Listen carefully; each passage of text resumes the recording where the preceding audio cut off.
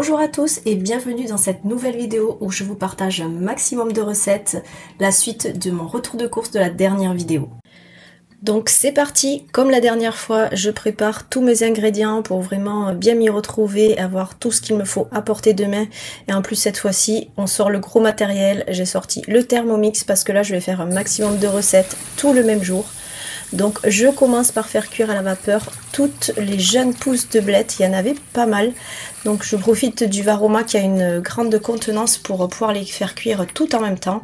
Donc je rajoute du vinaigre blanc dans mon eau de rinçage pour pouvoir enlever toutes les petites bêtes qui restent parce que mine de rien, comme c'est les produits de la ferme, on est vraiment dans le nature à 100%, donc il y a toujours des petites bestioles qui restent.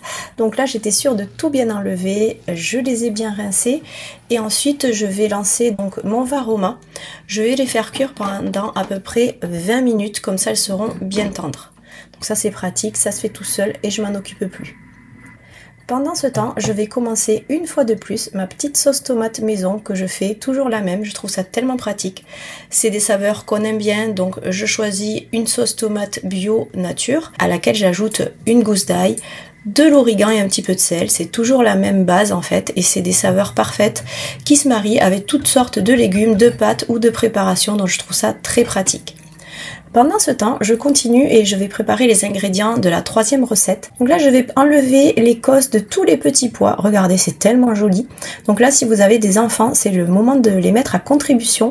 Mais je vais en garder quand même quelques-uns. Je n'ai pas fait tout mon sachet parce que je vais m'en servir aussi pour faire une petite salade. Ensuite, je m'attaque aux fèves, c'est le même principe, il faut récupérer les graines qui sont à l'intérieur des cosses.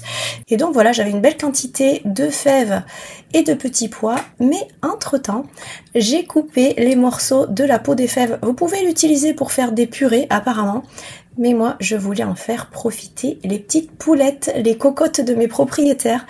De temps en temps ils me donnent les œufs et je trouve ça tellement gentil, donc moi de mon côté je participe et je leur apporte tout ce qu'elles peuvent manger.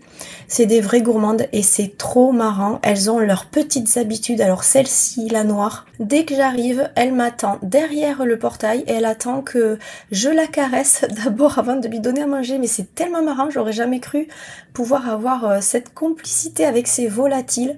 Elles sont trop rigolotes, elles ont compris que je viens leur donner à manger, elles me suivent partout, mais c'est tellement drôle. Même quand j'arrive en bas de la maison, elles me voient arriver, elles se rapprochent du portail parce qu'elles savent qu'on va leur donner à manger. C'est vraiment intelligent ces petites bêtes. Voilà, c'est vraiment un petit plaisir à chaque fois. Et elles demandent leur câlin. Et regardez-moi celle-là qui vient se mettre à côté. Et genre qui voudrait que je la caresse aussi.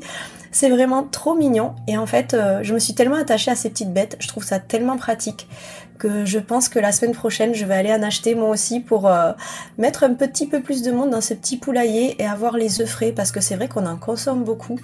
Et comme il y a la place et que mes propriétaires sont d'accord, je trouve ça super sympa. On va pouvoir agrandir la famille des poulettes. Et regardez comme elles sont vraiment dociles, elles n'ont pas peur, elles viennent manger dans la main. Et elles ont leur petite gourmandise, ce qu'elles préfèrent. Elles aiment beaucoup les bouts de fromage, les feuilles d'endive, tout ce qui est bien frais. Elles sont vraiment rigolotes. Et là, je peux vous assurer que quelques heures après, il n'y avait plus rien. Elles picorent bien chaque petit morceau de fève et encore que j'avais recoupé pour pas que ça soit trop gros pour elles. Elles se sont vraiment régalées. Bon, du coup, on retourne au fourneau. Pendant ce temps, j'ai ma sauce tomate qui a continué de cuire. Et là, je vais lancer la cuisson des petits pois et des fèves avec un bouillon de légumes. Il m'en restait de celui-ci d'ailleurs, qui est vraiment très bien. Sans levure, sans exhausteur de goût, c'est vraiment que des légumes. Donc vraiment, ça permet d'avoir un bouillon naturel. Et là, je vais faire cuire pendant juste 10 minutes les fèves et les petits pois. Je veux pas forcément qu'ils soient complètement cuits. Ils peuvent garder un peu de croquant pour faire la sauce que je vais faire avec. Donc ça y est, entre temps mes blettes ont terminé, donc là on va pouvoir monter la première recette. Du coup j'ai utilisé toutes les blettes parce qu'une fois cuit quand même, il n'en reste pas tant que ça. Donc je dénoyote des olives noires à la grecque pour donner du goût à ce légume qui est quand même assez doux et neutre. Et je vais pouvoir verser par-dessus la sauce tomate. Donc ça fait un petit peu un gratin de blettes à l'italienne. On retrouve un petit peu les saveurs que je vous ai proposées la dernière fois avec les aubergines. C'est des goûts qu'on aime beaucoup, donc je le fais souvent, sauce tomate, olives noires parmesan par-dessus et en fait ça se marie avec plein de légumes et là je l'ai fait sous forme de gratin. Donc j'en mets suffisamment pour qu'il y ait plein de jus et qu'on puisse saucer après quand on mangera ces légumes, et je rajoute du parmesan par-dessus qui donne vraiment beaucoup de goût et qui va venir relever voilà ce plat de légumes. Vous pouvez en faire manger à tout le monde, c'est vraiment délicieux. Il me restait de la sauce tomate, donc ça fera un plat supplémentaire pour faire un plat de pâtes et je peux vous assurer que monsieur sera très content. Les fèves et petits pois ont terminé de cuire, donc je vais les mettre dans mon Vitamix parce que lui il supporte la chaleur, alors que le Nutribullet c'est conseillé d'éviter de le faire. Donc je rajoute 2 cuillères à soupe de parmesan et 3 cuillères à soupe de graines de courge. Vous pouvez tout à fait mettre des pignons, des noix ou des amandes, c'est très bon aussi. Je rajoute 2 gousses d'ail et je vais rajouter par-dessus le bouillon de légumes que j'avais gardé pour avoir suffisamment de jus pour préparer cette sauce, ce pesto de fèves et de petits pois. Franchement, vous allez voir cette couleur, mais c'est incroyable. C'est frais, c'est vraiment un beau vert, ça sent vraiment le printemps. Et la texture était parfaite, vraiment bien onctueuse pour faire voilà comme un pesto, une sauce généreuse pour les pâtes. Et au niveau du goût, c'était délicieux. J'ai pas voulu faire trop cuire les fèves et les petits pois pour garder vraiment un goût bien frais. Donc ce qui est bien avec le Vitamix, c'est le même principe que le Nutribullet. Vous avez plusieurs récipients que vous pouvez fermer et ça vous permet de garder votre préparation. Donc voilà une autre recette de prête, je la mets de côté. Et maintenant j'attaque la 3e ou 4e recette, je sais plus où on en est à force. Donc là je vais faire ma fameuse pâte de fond de tarte, toujours la même, 200 g de petit épeautre, 20 g d'huile d'olive, une pincée de sel et 90 g d'eau tiède. Cette recette marche à tous les coups si vous la faites vraiment avec de la farine de petit épeautre. Vous verrez, c'est vraiment un délice. Elle est croustillante avec la farine de petit épeautre complète. Il y a plein de fibres. La pâte se tient très bien et franchement, elle a un goût rustique. Ça se marie avec toutes les tartes que vous pourrez faire ou quiches. Voilà, tout ce qui est salé, c'est vraiment délicieux. Je la mets dans mon plat à tarte.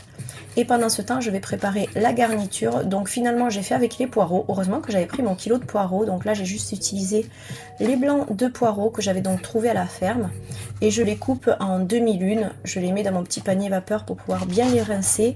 Et je prépare l'appareil de la tarte. Donc 3 œufs et une petite brique de crème d'avoine, puisque je n'ai toujours pas retrouvé de noix de cajou pour faire ma crème moi-même. Donc c'est pas grave, ça m'avait bien dépanné. Heureusement que je les avais prises l'autre fois, ces 2 petites briques, j'en avais pris une aussi à la noix de coco. Et là, celle-ci à l'avoine me permet de faire ma tarte salée.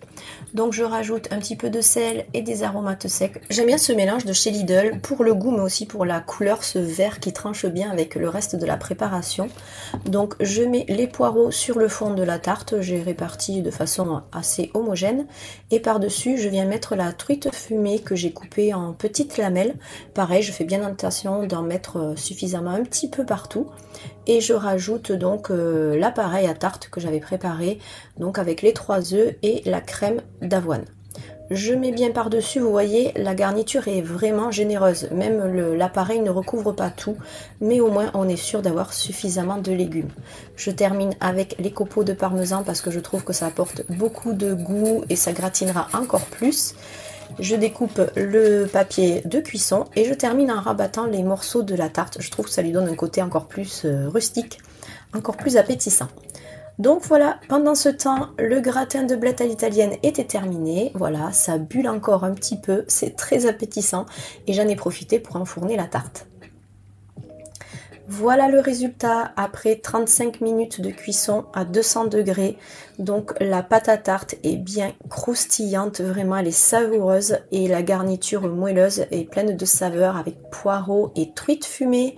On a le pesto petits pois et fèves qui est prêt, un reste de sauce tomate pour faire un autre plat de pâtes et le gratin de blettes à l'italienne. Donc là on a pas mal de plats qui sont prêts, il restera plus qu'à déguster le reste de la semaine.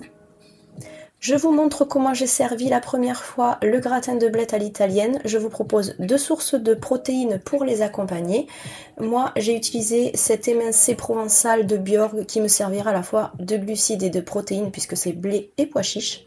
Et pour monsieur, je lui ai préparé 2 œufs mollets, donc ça sera encore tout coulant quand il va pouvoir les ouvrir avec le gratin de blettes, ça se mariera tellement bien, tomates et œufs. Et bien sûr du pain à volonté pour lui pour qu'il ait suffisamment de glucides. Pour ma part, les émincés blé et pois chiches, ça me servait de féculents et de glucides. Une petite idée pour pimper vos crudités et les accompagner avec des autres repas qu'on a préparés. Comme je vous en ai parlé déjà dans ma vidéo retour de course, c'est sûr que la salade de carottes râpées, ça fait pas rêver comme ça, mais franchement, vous rajoutez une échalote ou de l'oignon rouge, une pomme coupée en petits cubes, et là je rajoute les petits pois que j'avais gardés, voilà, 5 ou 6 cosses, ça suffit, et ça va apporter de la couleur, ça pimpe votre salade, elle est toute jolie, ça apporte du croquant, une différence de texture, et au niveau du goût, ça n'a rien à voir avec les petits pois en boîte, vraiment, là on est sur de la fraîcheur, c'est vraiment délicieux, donc je rajoute tout ça par-dessus, regardez visuellement, ça change tout. C'est vraiment très appétissant et je vais relever tout ça avec le jus d'un citron vert. Je trouve ça encore vraiment un goût plus agréable que le citron jaune. C'est très bon aussi, mais alors le citron vert, il a une fraîcheur bien particulière et ça va vraiment relever cette salade de carottes râpées qui, voilà, ça change tout dès qu'on rajoute plein de choses. C'est beaucoup plus appétissant. Je termine pour encore plus de gourmandise avec quelques graines de courge pour apporter du croquant et je vais assaisonner avec un filet d'huile d'olive, comme ça voilà, on retrouve tout ce qu'il faut dans cette bonne petite salade santé. Avec cette salade, je vais pouvoir faire un bon plat de pâtes au pesto de petits pois et fèves. Donc j'utilise ces pâtes que je vous ai montré l'autre fois dans le retour de course, des pâtes à l'épeautre complet. Elles sont vraiment délicieuses, ça n'a pas un goût trop fort de céréales complètes. Elles se tiennent très bien à la cuisson, ça ne fait pas un effet pâteux ou autre, vraiment elles sont parfaites pour pouvoir accompagner le pesto. Alors vous voyez, il est un petit peu épaissi, c'est normal, je l'avais laissé au réfrigérateur, mais je vais pouvoir rajouter un petit peu de l'eau de cuisson des pâtes qui va faire un liant en fait dans cette recette et qui va lui redonner la texture qu'il avait le jour où je l'ai fait. Donc regardez ce verre, c'est vraiment magnifique, ça se dilue très très bien et rapidement. Et ensuite je pourrai venir verser les pâtes cuites dans cette sauce. Ça va vraiment être bien crémeux et généreux, vous allez voir, ça va faire de belles assiettes. Voilà, j'ai égoutté les pâtes, je les verse directement dans cette grande poêle. Donc je les enrobe bien avec cette sauce, ce pesto bien généreux. C'était vraiment délicieux. Plein de goûts savoureux qui se marient bien entre eux. C'était pas trop fort, je voulais pas avoir un goût de fèves cuites parce que je n'aime pas ça. Et là, bien au contraire, c'était vraiment plein de fraîcheur.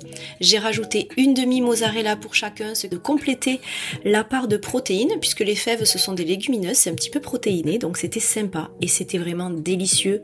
Un petit filet d'huile d'olive par-dessus. Si vous avez la possibilité de trouver des petits pois et des fèves fraîches dans un grand frais pas loin de chez vous, il vous faut tester cette recette, c'était vraiment un délice.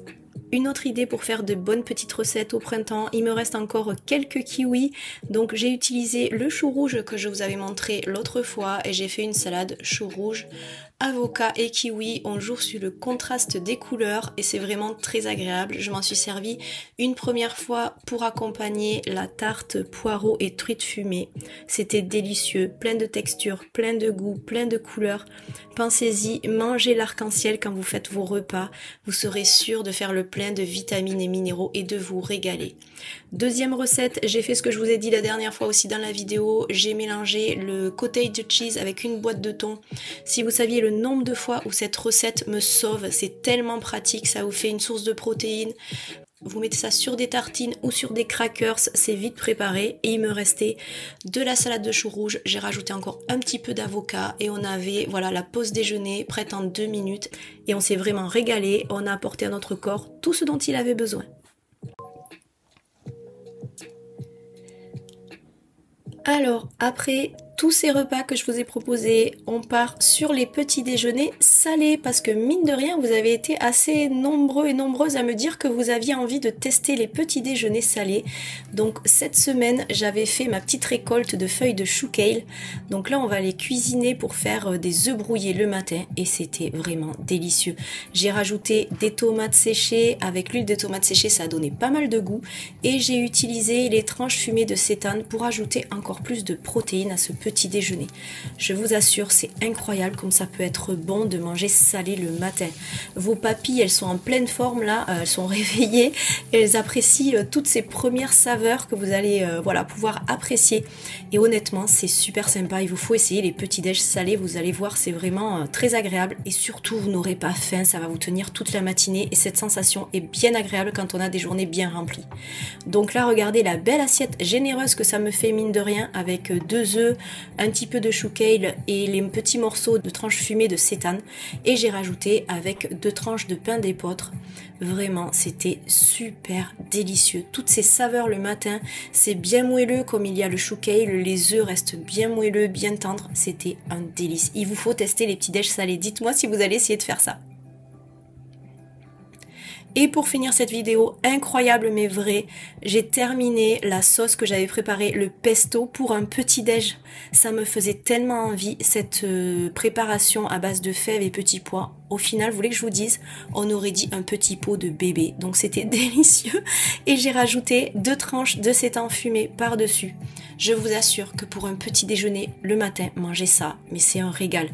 Il faut que vous testiez. Dites-moi qui va essayer les petits déjeuners salés. Dites-moi ça dans la prochaine vidéo. Je vous dis à très vite et prenez soin de vous.